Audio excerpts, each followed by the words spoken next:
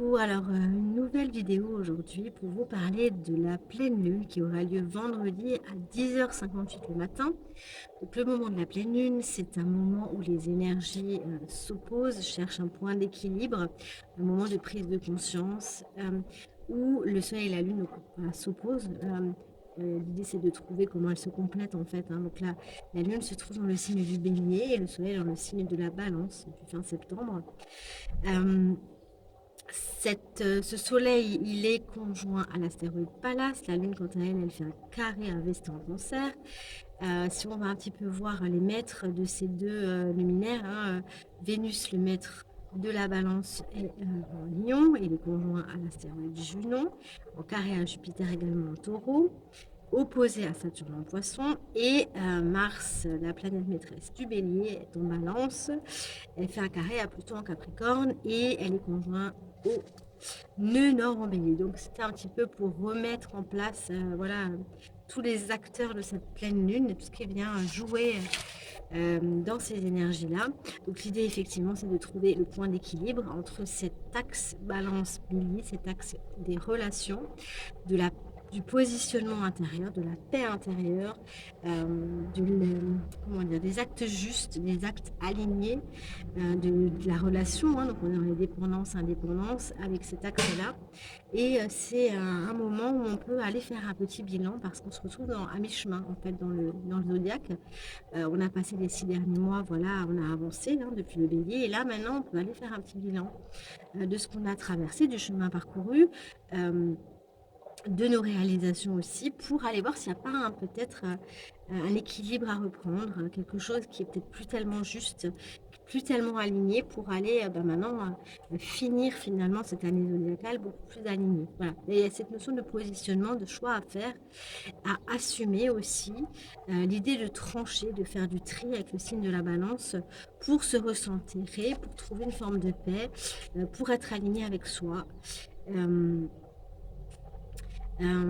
et pour s'aligner avec ce qui nous fait plaisir aussi quelque part, sans s'oublier pour l'autre, parce que le signe de la balance, c'est un petit peu son défi, c'est justement d'aller piocher dans cette affirmation du bélier et ne pas s'oublier dans l'histoire parce qu'il peut, voilà, par peur du conflit, euh, par peur de déranger, parfois aussi, se mettre en retrait, devenir dépendant aussi de l'autre. Et là, on est vraiment dans une... En plus, elle est conjointe à Junon, donc on est vraiment d'aller voir quelles sont nos attentes.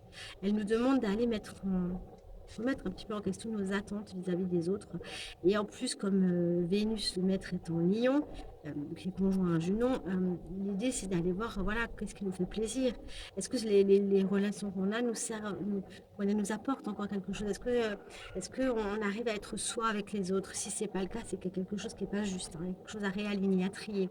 Où on en est par rapport au respect de soi, hein. Junon vient nous parler de ça, hein, des attentes, pour, ce qu'on va projeter sur l'autre, les attentes qu'on va projeter sur l'autre, ce qu'on ne s'accorde pas à soi, là où on s'oublie.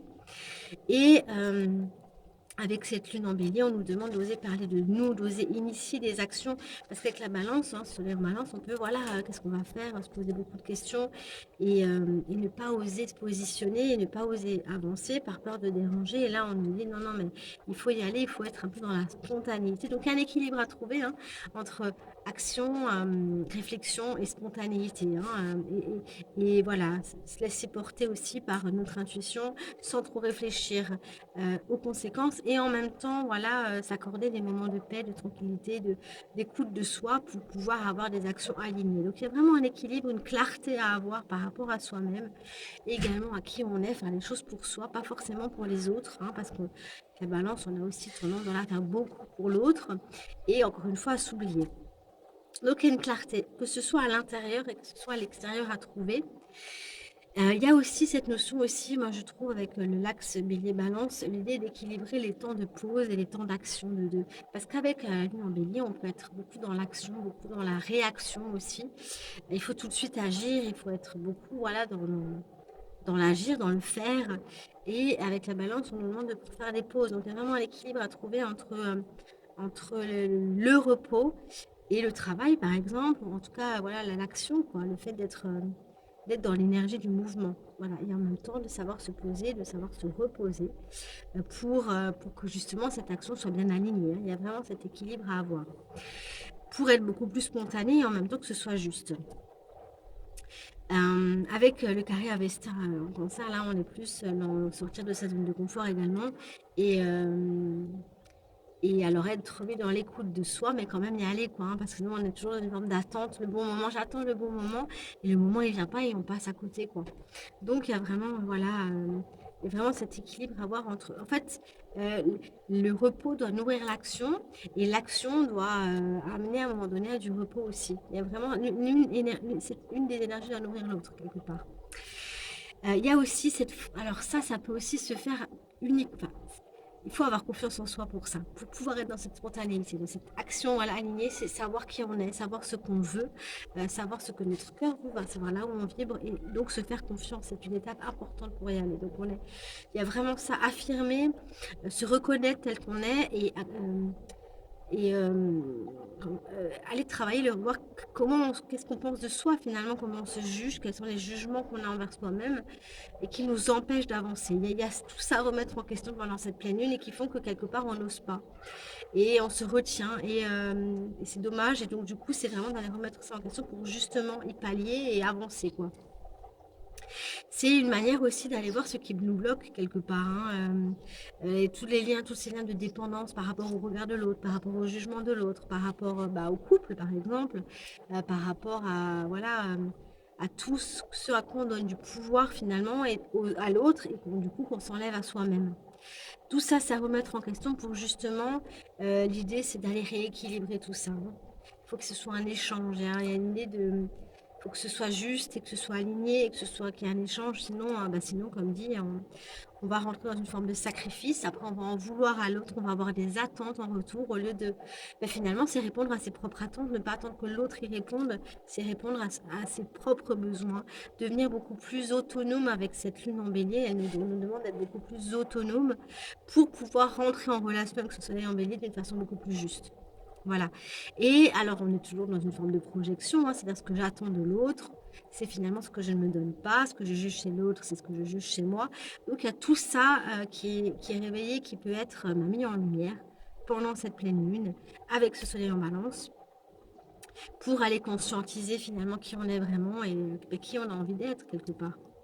Se positionner, s'affirmer dans la douceur, sans culpabiliser, parce que la balance, voilà, même si elle arrive un petit peu à se positionner, si elle fait des choix, souvent après elle est capable de beaucoup culpabiliser, mais qu'est-ce que va en penser l'autre, et est-ce que j'ai bien fait, et va se poser beaucoup de questions, et là l'idée avec le bélier, c'est pas trop réfléchir non plus, c'est se choisir en fait finalement, c'est vraiment se choisir pour partager avec l'autre qui on est, et accepter et faire un espace également à l'autre, donc il est, hein, c'est toujours cette idée aussi, hein. Il y a aussi avec cette pleine lune l'idée de démarrer des nouveaux projets, hein, de se laisser porter par, voilà, cette lune, elle nous parle de nos émotions, qu'est-ce qu'on a envie, qu'est-ce qui nous touche, qu'est-ce qui nous motive, qu'est-ce qu'on pourrait faire comme nouvelles actions, qu'est-ce qu'on pourrait mettre en place, qui seraient juste pour nous, des nouveaux projets qui soient alignés avec le cœur, hein. Voilà, donc on est vraiment dans l'idée d'arriver à décider quand on est dans les hésitations, de se poser, de se positionner aussi et de passer à l'acte. Voilà.